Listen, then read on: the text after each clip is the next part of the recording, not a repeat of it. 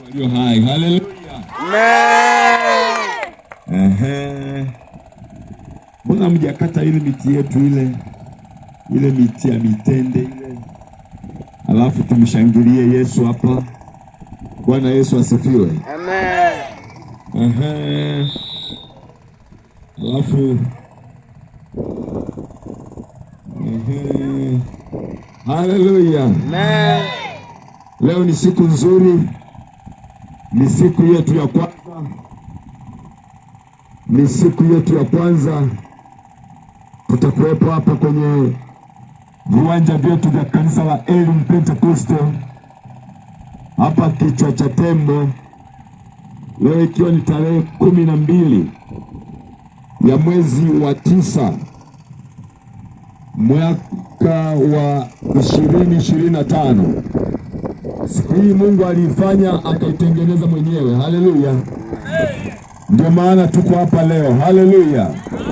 Bwana Yesu asifiwe. Kwa hiyo ni siku ya 12 ya mwezi wa 9 mwaka wa 2025.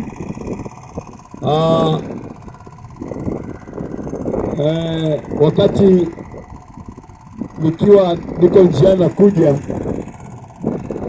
nikakumbushwa na mke wangu, ananiambia, bwana, leo ni siku yangu ya kuzaliwa. Kwa hiyo leo ni birthday yake. Naomba unisaidie tu kumpigia makofi kula aliko, kwa sababu leo ni siku yake ya kuzaliwa, alafu ni siku yetu ya kukutana hapa. Haleluya. Haleluya. Kwa sababu hiyo, bila kupoteza muda, nataka sasa nilete neno la Mungu kwako. Haleluya.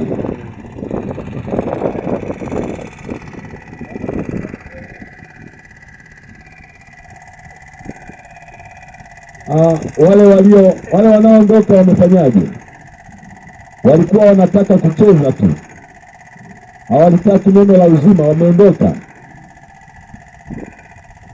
Lakini kwa sababu tumeshaingia kwenye mjini, neema itawafikia tu. Amen. Haleluya. Haleluya. Basi naomba nimshukuru Mungu. Baba yetu Mungu, katika jina la Yesu, ninakushukuru sana kwa sababu ya uzuri wako.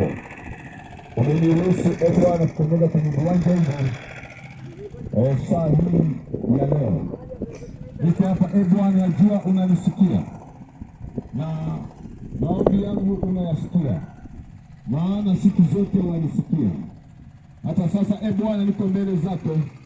Tazama, nimekuja na watu hawa Bwana, mimi nikiwa kama kuhani mbele zako, nikiwa nayo damu ya Yesu Kristo ambaye ilimwagika msalabani kwa ajili yetu, ili tangaza uzima na ukombozi.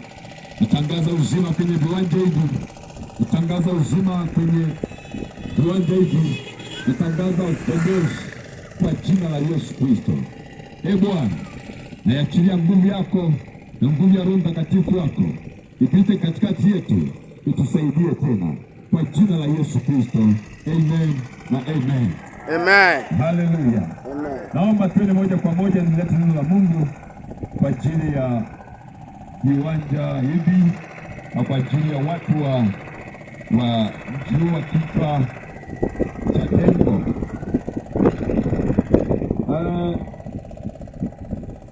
Kwa sababu ya mazingira yangu hapa,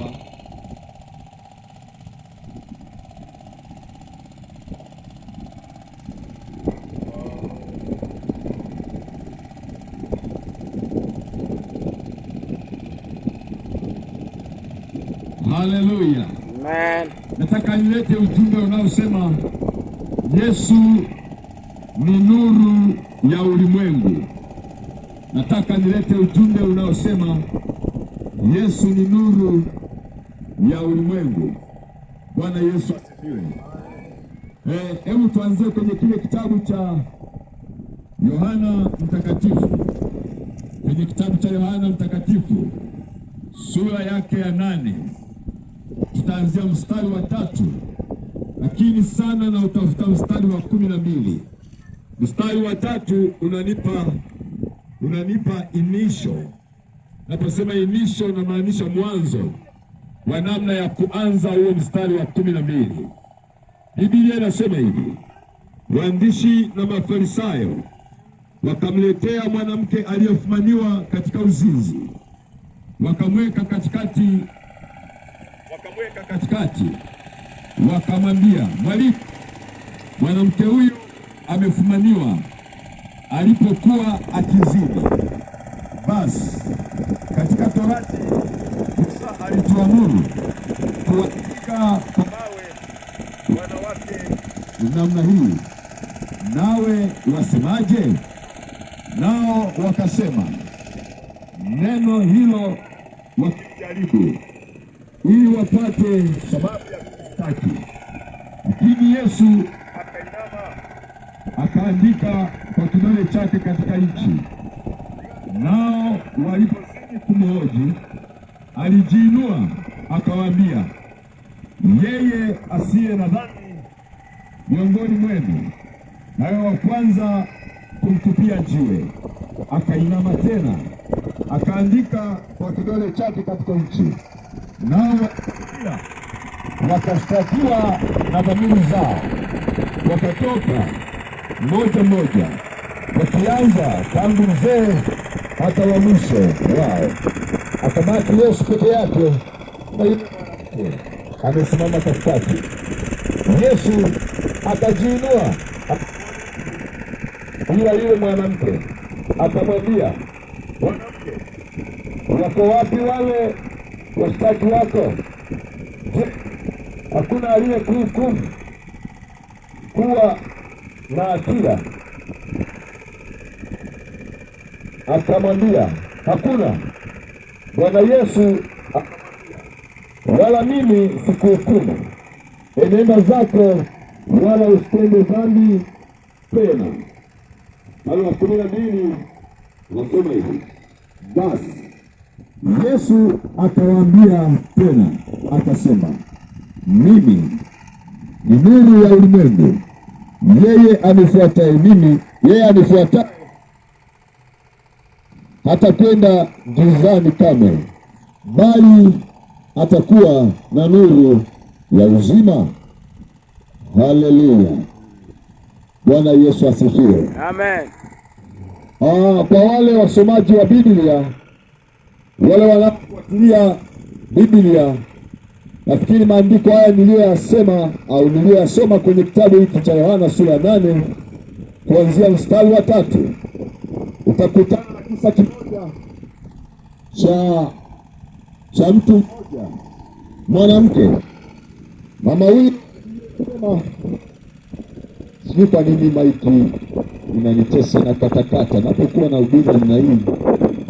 Maiki katakata namna hii inanichosha. Haleluya. Amen. Alafu wafundi mitambo, naomba mtusaidie. Mnapoitwa kwenye mikutano kama hii ya Injili, ni maeneo nyeti sana. Kwa mfano maiki ikiwa hatuna namna, na tumekulipa kwamba angalau tuhudumie. Sasa hii maiki ikitusumbua hamna mbadala wake. Umeona, Injili ina vita kali sana. Maiki inaweza ikasumbua tukakwama, si kweli? Takiwa na vipindi vitatu baki kuja kwenye mikutano ya namna hii. Hapa tujaje kucheza. Haleluya. Haleluya. Amen. Haleluya. Amen. Haleluya. Haleluya. Haleluya. Piga kelele, sema amen. Sema tena amen. Amen. Haleluya. Haleluya. Amen. Sikiri watu fulani wanaitwa Mafarisayo na waamuzi na walimu. Hawa walijiita wao ni watu waliokamata dini. Hawa walijiita wao ni watu wanaomjua Mungu sawa sawa. Siku moja wakamkamata mwanamke mmoja akizini. Walipomkamata yule mwanamke, wakamchukua, wakamkamata, wakampiga Tanganyika jeki, wakamfunga vile walivyoweza kumfunga, wakamkamata, wanampeleka kwa Yesu Kristo, wanaenda kumshtaki kwa sababu ya uzinzi wake, kwa sababu ya kuzini kwake. Lakini kabla sijaendelea, nataka nikwambie, tendo la kuzini huwa azini mtu mmoja. Kama ni tendo la kuzini, lazima lifanyike na watu wawili. Sasa inaonekana watu hawa walimkamata huyu mwanamke akizini. Swali, alikuwa akizini na nani? Na kwa nini yule nani hakama? Tunaona wanamkamata mwanamke, na nataka nikwambie, waliomkamata huyu mwanamke, usifikiri kwamba ni wauni wa mtaani. Walikuwa ni Mafarisayo na walimu. Mafarisayo, kwa wale msiojua, usije ukafikiri Farisayo ni mtu mnafiki. Wengi wetu au wengi wenu huwa mnafikiri Farisayo ni mtu mnafiki. Hapana, Farisayo ni mtu aliyesoma maneno ya Mungu, akaisoma sheria ya Musa, sheria ile Torati. Maana yake ukianza kitabu cha Mwanzo, ukisoma kitabu cha Kutoka, ukaenda Hesabu, ukaenda Kumbukumbu la Torati, ukaenda na mambo ya Walawi, zile zote ni sheria alizokuwa amezifundisha Musa. Sasa wale watu walikuwa wamesoma hizo sheria vizuri. Kwa leo dunia ya leo, tunaweza tukawaita hao watu ni maprofesa wanaofundisha watu mambo ya Mungu, elimu ya Mungu. Haleluya, haleluya. Bwana Yesu asifiwe. Amen. Haleluya. Manake Mafarisayo hawa ni walimu wanaofundisha watu, wakawafundisha watu sheria ya Musa. Ndio maana kwenye maneno tuliyoyasoma utaona wanamkamata yule mwanamke, wanampeleka kwa Yesu, lakini wamemkamata mwanamke tu. Mbona mwanaume hayupo? Yamkini huyo mwanaume walimsitiri kwa sababu ya heshima yake, kwa sababu mwanamke huyu wamemwondolea labda heshima yake. Haleluya, unisikilize vizuri mwanangu. Walipomkamata wakampeleka kwa Yesu, wanamwambia hivi, sheria ya Musa anatuambia hivi, wanawake wa namna hii wanaokamatwa kwenye uzinzi namna hii, Musa alituambia kwamba wakamatwe, wapigwe kwa mawe mpaka wafe. Haleluya, haleluya, wapigwe kwa mawe mpaka afe. Kama ni wanawake, yule aliyezini naye iko wapi? Mbona na yeye hatumuoni akikamatwa apelekwa akapigwe mawe? Nisikilize vizuri, nitakusaidia. Haleluya, haleluya. Bwana Yesu asifiwe. Sikia vizuri, wakati wanampeleka, kumbe wana jambo lingine. Wamemkamata huyu mwanamke, pamoja kwamba wanataka apigwe mawe mpaka afe, lakini pia wanaenda kumjaribu Yesu kwamba kama Musa alisema hivi, wewe Yesu unasemaje? Kwa hiyo walikuwa wanatafuta tena kesi nyingine ndani yake, kwamba kama Yesu akiwaambia kwamba msimpige mawe, wapate namna ya kumshtaki, ya kwamba kama Musa alisema, maana yake wewe Yesu unaenda kinyume na vile Musa alivyotuambia. Kwa sababu hiyo tunakuandikia na wewe imekupasa kuuawa. Ndiye ilikuwa janja yao. Unisikilize vizuri. Haleluya, haleluya. Kwa hiyo kuna wakati mwingine mtu anaweza akaja kwako ukafikiri anataka kukuuliza jambo, kumbe anatafuta kukutega wewe. Amen. Haleluya, haleluya. Haleluya. Biblia inasema hivi, wakati wamempeleka kwa Yesu, wakamwambia mwanamke, tumemkamata anazini. Alichokifanya Yesu, yeye akainama chini, akaanza kuandika pale chini. Haleluya, haleluya. Wakati anaandika, wakapaza sauti kumuuliza kwamba Bwana, tumemleta, mbona unaandika tu hapo chini? Kwa nini? Nataka utupe wewe, unasemaje? Kama Musa alituambia apigwe kwa mawe mpaka afe, tuko sawa sawa? Haleluya, haleluya. Maswali yao yalipokuwa mengi, walipoendelea kupaza sauti zao na kutaka waamuliwe ili mwanamke apigwe mawe, usikilize, Yesu akajiinua kwanza, akawatazama. Alipowatazama akawaambia hivi, asiye na dhambi miongoni mwenu Yesu akarudi chini akaendelea kuandika mambo yake. Haleluya, haleluya. Bwana Yesu asifiwe.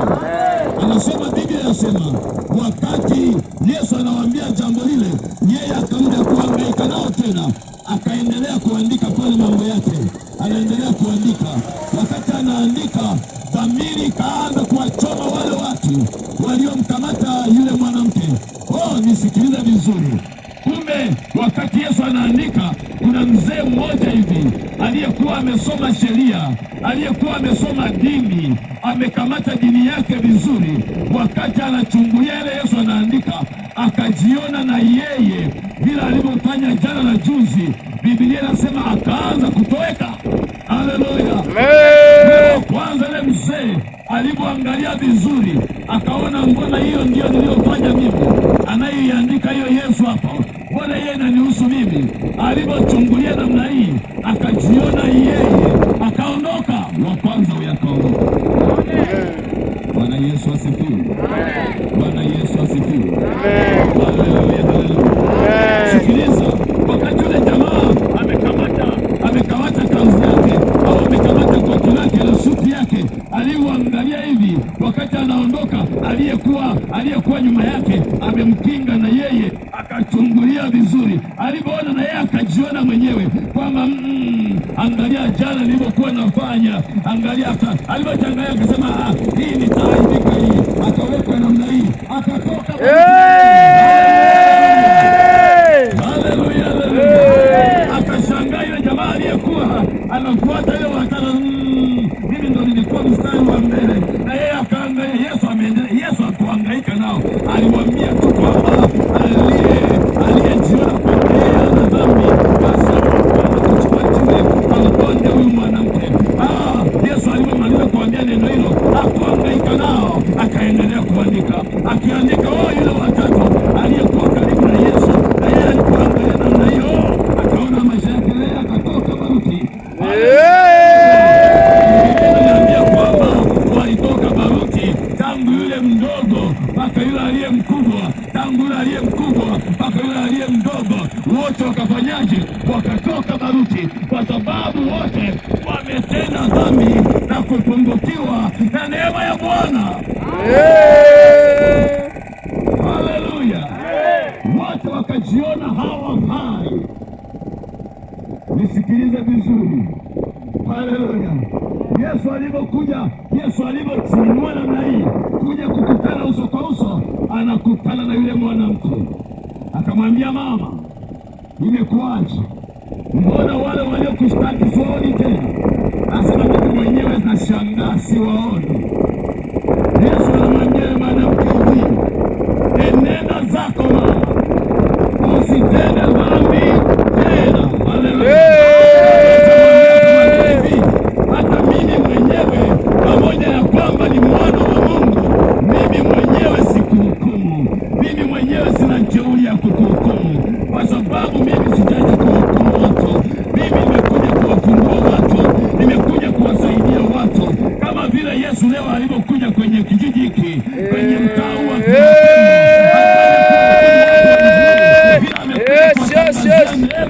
amekuja kuwafungulia milango ili watu waione nuru ya Bwana, ili watu waone mkono wa Bwana, ili watu waione nuru ya Yesu Kristo, ili watoe kule walikokwama kwenye dhambi zao. Yesu hajaja kuwahukumu watu.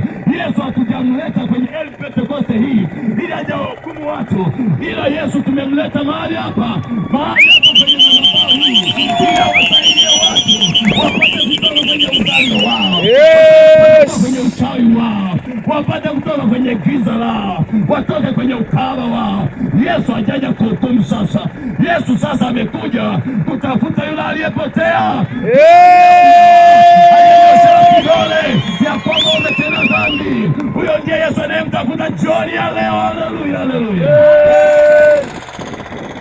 Haleluya, haleluya. Haleluya, haleluya. Unisikilize vizuri. Yesu akamwangalia yule mama.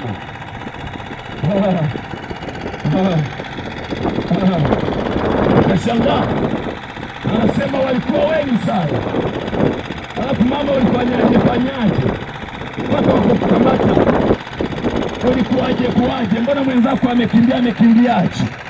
Siku moja baba mmoja akasema wanaume hawanaga aibu. Wanaume ukilikamata kwenye uchafu wa namna ile, unaweza kakimbia likiwa tu uchi vile vile. Nafikiri nilitoroka alikuwa uchi vile vile. Nilikimbia tulikaondoka. Kwa sababu mwana huyu hawana aibu wanaume hawana. Ninaona likachomoka tu. Lakini mama watu mpaka ajikusanye. Anahangaika ameshamkamata. Kumbe yenyewe pia ametenda dhambi. Lakini anataka kumkamata mtu mmoja. Nataka nikwambie, hata kwenye mji huu, hata kwenye kijiji hiki cha kituo cha Pembo hapa, kuna watu wameonea watu, wamewakumu watu kwa jinsi ya uganga wao, kwa jinsi ya uchawi wao. Wao nafikiri wako salama, kumbe na wao wako kwenye giza lile. Wakati Yesu anaokoa watu, utasikia wanasema huyo Yesu ni wa kwao tu, huyo Yesu ni wao. Sikiliza, unamkataa Yesu leo, kuna siku atahukumu watu. Unamkataa Yesu leo, kuna siku utahukumiwa.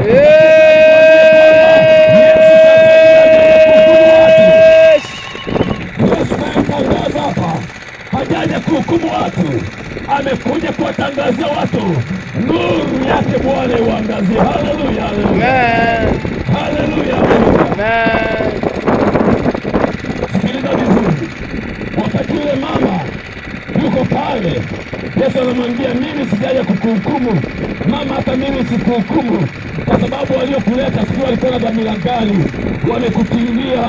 Mimi mwenyewe sikuhukumu, ila anamwambia hivi, enenda zako, usitende dhambi tena, usitende dhambi tena, usitende dhambi tena, usitende dhambi tena. Haleluya, haleluya.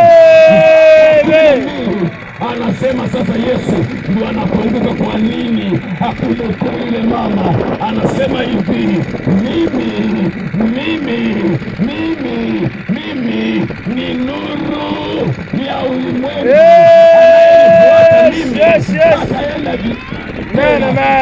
Dhambi ni giza, walioko dhambini wako gizani.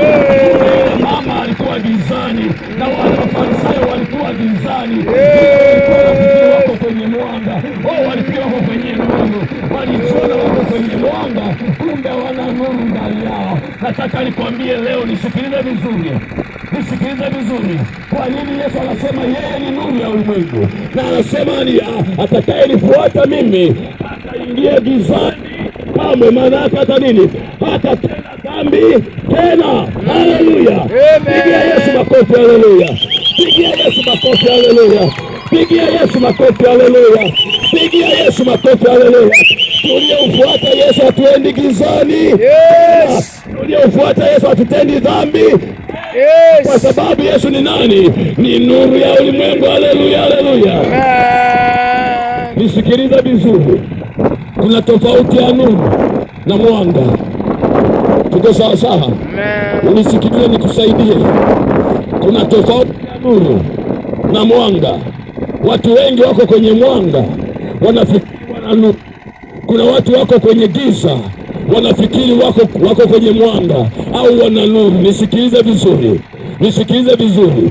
Yesu anasema yeye ni nuru ya ulimwengu. Yeye ni nini? Yesu Kristo ni nuru ya ulimwengu. Maana yake kama Yesu ni nuru ya ulimwengu, maana yake ulimwengu wote unaouona ni nini? Ni giza. Haleluya, haleluya. Hapa tuna mwanga wa jua. Amen. Si ni kweli? Sasa hivi si ni jioni. Sasa hivi ni jioni. Watu wanafikiri sasa hii ndio nuru anayesema Yesu. Yesu hajasema mwanga, amesema nuru. Haleluya, haleluya. Yesu hajasema mwanga, amesema nuru. Wala Yesu hajasema usiku, amesema giza. Unaweza ikawa mchana lakini uko gizani. Haleluya, ni sawasawa hiyo? Hiyo imekaa sawasawa. Unaweza ukawa mchana kabisa. Hivi hapa tulivyo, watu ni mchana lakini uko gizani. Hiyo ni ngumu kumeza hiyo. Hiyo hujaielewa. Nisikilize tena vizuri. Kuna watu wako kwenye mwanga mwanga uwajua, wanafikiri wako kwenye nuru. Hii sio nuru anayesema Yesu, hii sio nuru anayesema Yesu, wala ule usiku unaojua wewe ambao masaa machache atakuwa usiku. Hiyo sio giza anayosema Yesu. Tuko sawa sawa? Amen. Rapasata, unisikilize vizuri. Unaweza ukawa mchana lakini unaishi gizani. Unaweza ukawa mchana unaishi gizani. Amen. Yesu anasema hivi, anifuataye mimi haendi gizani kamwe. Tuko sawa sawa? Amen. Haleluya. Maana yake ni kwamba asiyemfuata Yesu, asiye na Yesu, hata kama ni mchana, yeye yuko gizani. Tuko sawa sawa? Haleluya.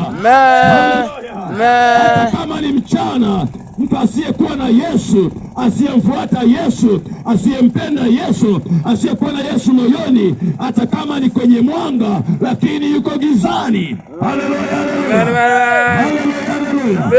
Nipe mfano mmoja ili upate kunielewa, upate kunielewa. Haleluya, amen. Haleluya, amen. Wani wale siku hizi wanaovaa nguo za uchi, wale wadada siku hizi, kuna wakaka pia wapumbavu na wenyewe wanatuvalia nguo za uchi. Unakuta mkaka na yeye amevaa nguo, ametoa kifua chake hapa, na yeye anatembea namna hii, ametusha kifua lake, alafu amevaa kabukta mpaka hapa, anatembea tuone mimi mapaja yake, maguu yake, eti ametoka jimu, amenenepa mapaja yake, miguu yake inatembea namna hii. Nataka nikwambie, huyo mtu yuko gizani. Anachokifanya hapa, anafanya tukio la kikaaba, anafanya tukio la kikaaba. Maana yake ni nini? Anataka kuambia wadada kwamba mnitazame mimi, alafu mniangalie kaaba wangu. Na wadada walivyo wapumbavu wengine wasiokuwa na Yesu, wakishaangalia vile, na wenyewe wanaingia kwenye mtego wa kuingia gizani. Kwani hao wanatembea, hao wakaka wanaofanya hiyo, hayo mambo ya namna hiyo, nataka nikuulize, wanafanya usiku mchana? Si mchana kweupe? Wako nuruni, wako gizani. Hata kama ni mchana, unaweza ukawa mchana uko kwenye mwanga wa jua namna hii, lakini unaishi gizani. Haleluya, haleluya. Yesu Kristo, tumetoka kwenye mwanga, tumeingia nuru kwa jina la Yesu. Tumetoka kwenye mwanga wa jua, tumeingia ndani ya Kristo Yesu, tumeingia nuruni kwa jina la Yesu. Amen. Ndio, nisikilize, labda huku angalau, labda huku bado ndio mnaoneana aibu huko vijijini huko, labda huko Kituo cha Tembo ndio bado kuna mambo hayajafika. Kule mjini sasa hivi kutembea ukamwona mdada, ile nguo tuliyokuwa tunaita ni nguo ya chumbani ya sirini, siku hizi ndio wanatoka nayo tu na wala haoni aibu. Wewe sikiliza, anatembea nayo mchana kweupe. Ni kwamba jua linawaka, watu macho yote yanaangalia, watoto wanaona, watu wazima wanaona, watoto wazee wanaona, wanawake wenzake wanaona, wengine wakiona namna hii mpaka wanafunga macho. Nilikutana mmoja pale mjini, nikiwa ni karibu na mwanamke mmoja, alipoangalia namna hii akamwangalia yule mdada, yule mama nikamwona kwa sababu ya heshima zake, akachukua kanga yake akajifunika namna hii ili asiangalie kile kituko mchana kweupe. Haleluya. Usije ukaniambia kwamba eti mchana namna hii, mtu akiwa mchana yuko kwenye nuru. Hapana, unaweza ikawa mchana lakini yuko wapi? Gizani. Tuko sawa sawa. Unaweza ikawa mchana uko wapi? Gizani. Unaweza ukamulika nyumbani kwako kabisa, pale nyumbani ameweka taa zote hata kama ni usiku, lakini ameweka taa, matendo yake ni ya wapi? Ni ya gizani. Yesu anasema mimi nimekuja ni nuru ya ulimwengu. Anifuataye mimi hataenda kwenye hayo matendo ya wapi? Ya gizani. Haleluya. Umelijua giza sasa? Umejua giza anasema Yesu. Yesu hajasemea giza ya usiku. Usiku huo ni majira kama majira mengine. Tuko sawa sawa? Ni wakati kama wakati mwingine. Nikamwangalia yule mama akafunika uso wake, akaona ile aibu. Sikiliza, hayo matendo ndio yanaitwa matendo ya gizani. Tuko sawa sawa? Haleluya. Lakini ninyi huko sasa hivi, sikia, Nchini sasa hivi tumejua watu ni kama wanataka kuzoea. Mimi nimeshindwa kuzoea. Watu wanataka kuona siku hizi ni kawaida. Siku moja nimekaa mahali nasubiri usafiri, nikawa nasubiri bajaji, akapita dada mmoja amevaa kinguo chepesi, nafikiri ile nguo mnaita shimizi, wanawake wanaitoa ile nyepesi, alafu imefika namna hii, akatoka anatembea. Tulivyomwangalia hivi, mimi sikuweza hata kumwangalia, alafu akafika akapanda kwenye bodaboda namna hii, na ile bodaboda anajisikia right kumbeba. Nikamwambia mimi asingepanda kwenye bodaboda yangu. Alipopanda namna hii akabaki, ni aibu kusema. Alafu watu wanamshangilia. Sikiliza, mchana kweupe, muda wa saa 5 asubuhi, mambo ya gizani, mambo maovu yanatendeka kwenye mwanga. Kwa hiyo nataka nikwambie, huu mwanga wa jua unaouona sio kwamba ndio unaoleta uzima. Sikiliza, unaweza ukawa kwenye mwanga namna hii, lakini mambo yako na matendo ya mtu huyo bado yako gizani. Haleluya! Nimewaambia habari ya wakaka, nisikilizeni. Wakaka na wenyewe siku hizi unakuta anatembea namna hii, alafu najilamba tu jamani, namna hii namliko tunaye. Sikiliza, ukishaona namna hiyo ni matendo ya gizani, ni kahaba huyo. Haleluya! Lazima kanisa ambalo limebeba nuru ya Kristo lisimame kukemea mambo hayo kwa jina la Yesu. Haleluya, haleluya, haleluya, haleluya. Ndio siku hizi nashangaa mpaka wachungaji, siku hizi mchungaji naye anashona nguo. Pokea Yesu, tunafanyika kuwa nini? Nuru ya ulimwengu. Haleluya, haleluya, haleluya, haleluya. Yesu anasema hivi, mimi nikiwako ulimwenguni. Ndio sawa. Mimi nikiwako wapi? Ulimwenguni. Ni nini? Ni nuru ya ulimwengu. Maana yake anasema hivi, mimi nikiwemo ndani ya watu. Tuko sawa? Nikiwemo ndani ya watu wakinikubali kama vile tulivyomkubali tuliyoko hapa, tumeileta nuru kwenye mji huu. Nataka nikwambie jambo, usikilize.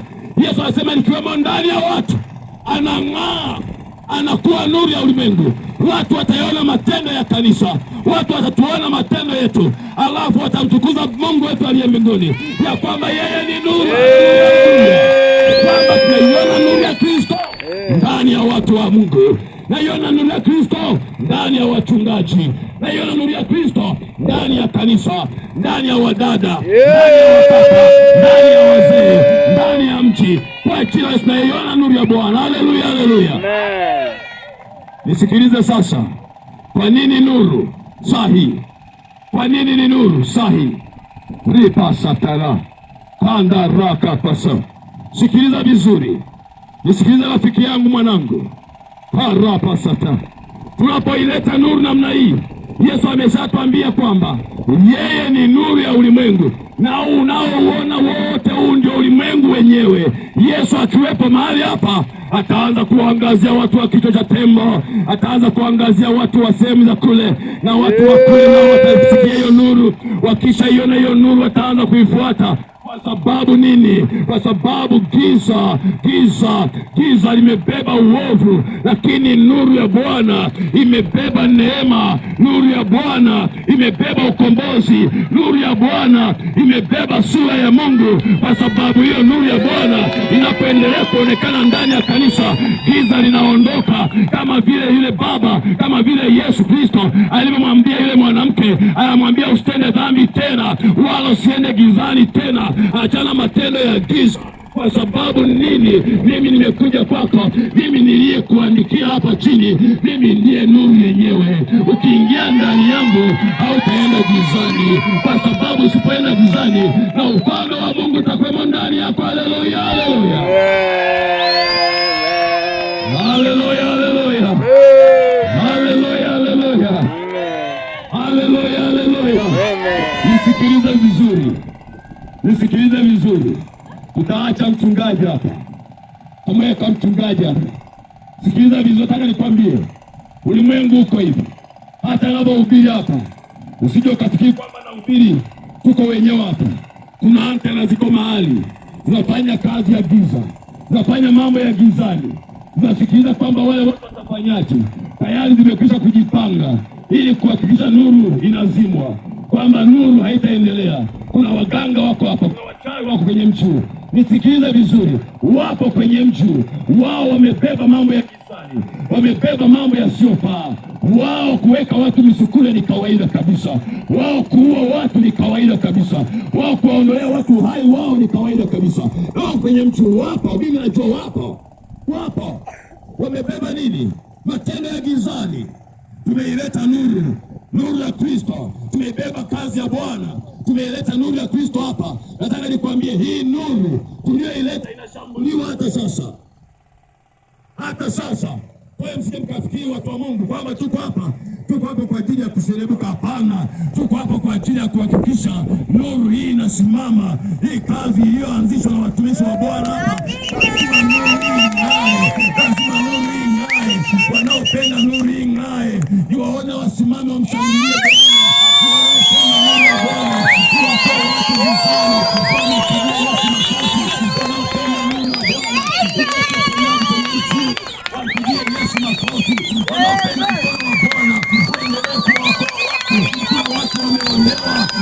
wameumizwa, kuna watu wameteswa, lakini hapana wa kuwasaidia. Yesu ni nuru. Wanapokimbilia kwenye nuru namna hii, wale waliowaonea watawakimbia, watawaacha. Wote walioonewa na magonjwa na wenyewe watawaachilia kwa jina la Yesu. Bwana Yesu asifiwe. Bwana Yesu asifiwe. Bwana Yesu asifiwe. Walio na nuru wa kila nani, nyosha mkono. Hata wakiwa kwenye mwanga, matendo yao yakionekana, watasema hawa ni nuru. Haleluya. Matendo yako yanang'aa, unakuwa nuru. Haleluya. Nisikilize, unaweza ukakaa sasa.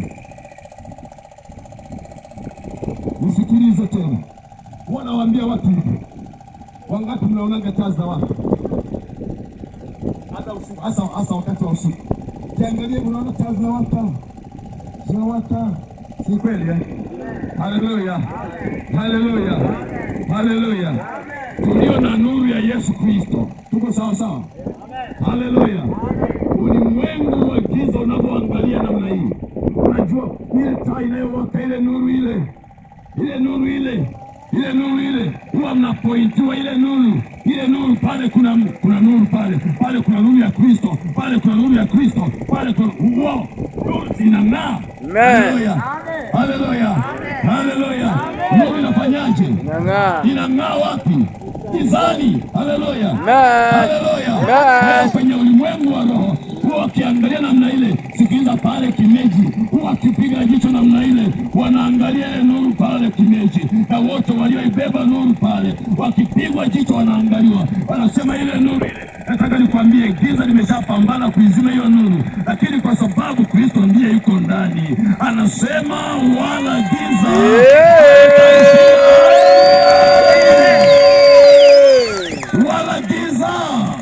halitaiweza nuru kwa jina la Yesu. Haleluya, haleluya. Wala giza halitaiweza nuru. Haleluya, haleluya. Kuna maana kwamba wewe unatembea gizani. Unaweza ukawa unatembea usiku namna hii, lakini unatembea nuruni. Haleluya, haleluya.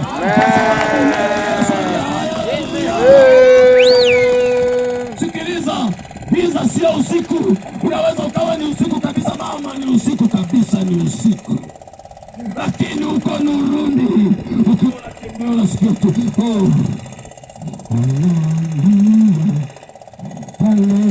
moyo wako unaimba haleluya, kwa sababu pamoja na kwamba macho yako yanaona giza, lakini wewe mwenyewe unatembea nuruni. Haleluya, haleluya. Sikiliza, giza la usiku ni majira kama majira ya mchana, lakini matendo yako, sikiliza, yale yaliyompokea Yesu Kristo Hayo ndiyo yanayokutofautisha ya kwamba wewe unatembea nuruni. Ikifika usiku unatembea nuruni, ukiwa mwenyewe kwenye chumba chako uko nuruni. Kabla ya kulala unamuita Bwana mabwana. Unasema Bwana Yesu, ninakushukuru kwa sababu ya usiku huu, hata hivi nilivyo umenitunza. Wewe umeendelea kuwa nuru ndani yangu, kwa sababu hiyo mimi nitakuhimidi asubuhi, mchana, jioni mpaka mapambazuko yake. Hata kama umeme umekatika, sikiliza, umeme ukikatika haukupi fursa ya wewe kuwa gizani. Pamoja kwamba umekatika, lakini wewe uko wapi? Haleluya, haleluya. Kuishi na Yesu ni kukaa wapi? Sema kukaa nuruni. Kukaa nuruni. Haleluya. Amen. Kuishi na Yesu ni kukaa wapi? Nuruni. Kuishi na Yesu ni kukaa wapi? Nuruni. Kuwa na Yesu ni kukaa wapi? Nuruni. Hata kama ni usiku wa manane niko wapi? Nuruni. Hata kama ni usiku wa saa 2 niko wapi? Nuruni. Hata kama ni saa 9 niko wapi? Hata kama ni saa 7 niko wapi? Nuruni. Kwa sababu niko na nani? Yes. Niko na Yesu aliye nini? Aliye nuru ya ulimwengu.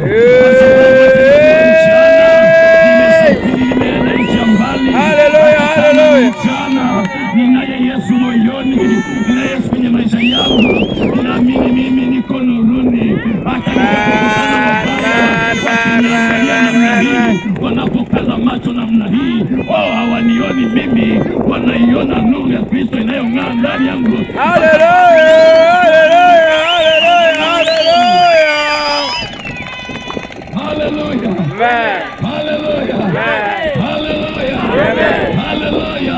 Sikia, unaweza ukawa mchana lakini unatembea gizani. Tuko sawa? Sikiliza, unaweza ukawa mchana, ndani ya mchana ongeza na nuru ya Yesu aliye hai. Maisha yako yatakuwa maisha mazuri. Yesu anasema mimi ni nuru ya ulimwengu. Zaidi sana, na yeye bado anasema na nini ni nuru, kwa sababu amefanyaje? Mpokea Yesu Kristo. Tumekuja hapa kuiwasha nuru. Haleluya. Amen. Kuiwasha nuru. Haleluya. Amen. Hapa kuweka nuru ya Bwana. Haleluya. Amen. Kuweka mwanga. Watu wanaweza wakaja kwenye mwanga, lakini maisha yao yako gizani. Tumekuja kuweka mwanga kwenye mwanga. Watu wakiona mwanga, wakija kwenye mwanga, ndani yake wanaiona nuru ya Kristo. Watakuja kwa Yesu Kristo, kwa sababu yeye ni nini? Ni nuru ya ulimwengu. Haleluya. Mimi ukiwapo ulimwengu ni nuru ya ulimwengu. Na wewe ukiwepo nyumbani kwako, kwenye kanisa lako, kwenye makazi yako, wewe ni nuru ya Kristo. Wewe ni nuru, kwa sababu ndani yako iko nuru. Nisikilize, Yesu anapoingia ndani yako namna